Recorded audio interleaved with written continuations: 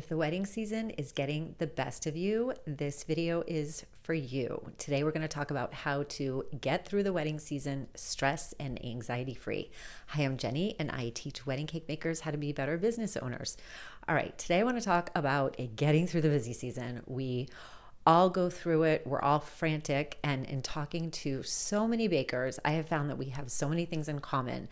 And one of them, the things that we have in common, is that we almost wear our busyness as a badge that it means that we're doing good. Okay. So we love talking about how busy we are and how crazy the weekend was and how tired we are. But you know what? That doesn't make you a better wedding cake maker. It doesn't make you a better friend or mother or anything else. It doesn't make you a better business owner.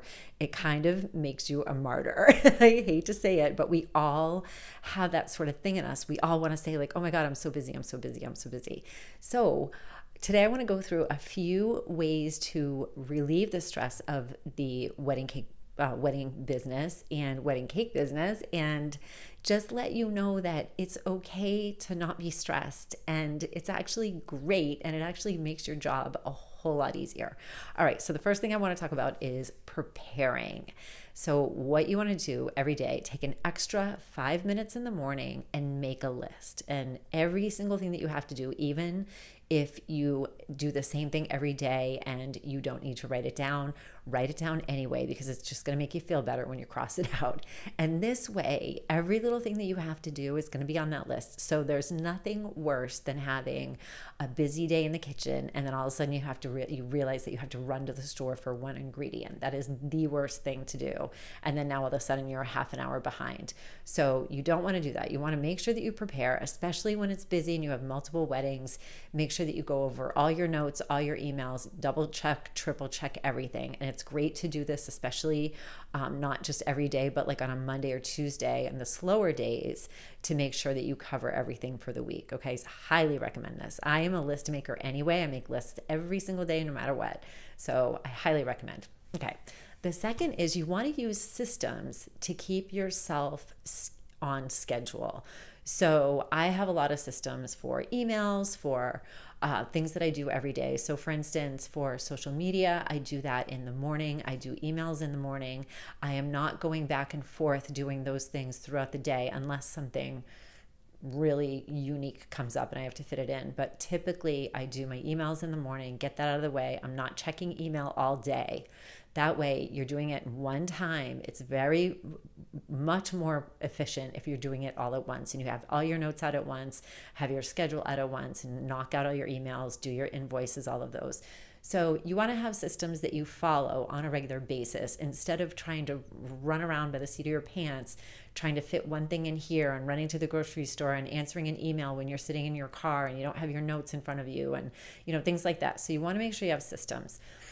The third thing is, you're not going to want to hear me say this, but exercise. It is the biggest stress reliever. I am telling you, I am a big advocate of any kind of exercise. I've always been one that's fit my fitness routine into my schedule, and that is paramount to me.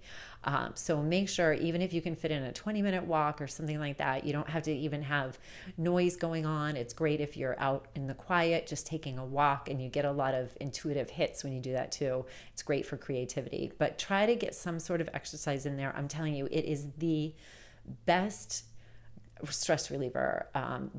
It'll help you sleep better. It helps all of those things. So try to fit in some exercise. I know you don't want to hear it. Some of us were running around crazy, throwing around 50-pound bags of sugar and flour. And, you feel like that's enough of a workout, but sometimes it's nice to release your cortisol levels by just taking a nice, even if it's a 20-minute walk. Okay. So do what you can. All right. The next one is meal planning. And this is another one that this always happens. It used to happen to me all the time that I would want to get in the kitchen right away and get all my work done. And I didn't even care about eating. And then all of a sudden by 4 o'clock, I'm starving. And now I'm eating any piece of scrap cake that's in my kitchen. And that just makes me feel like garbage after. And then I end up not eating a healthy dinner. And, that puts off your sleep and it puts off everything else. So you want a meal plan. So now what I try to do is I have protein bars in my car. I bring fruit to work. I try to, meal plan as much as I can, like make something on a Monday that can last me at least 4 days and I'm going to be in the kitchen. And that way you can just take a, 20-minute break at work or even like a 10-minute break from the kitchen and just eat something that's not garbage. You know what I mean? Because people say it all the time, like, oh my God, you work in a kitchen.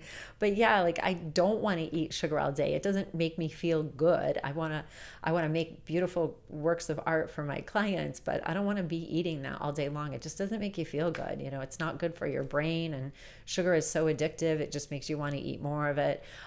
So make sure that you, at least, for me, when I'm getting ready to go into the kitchen, I will have a shake or something like that, a protein shake.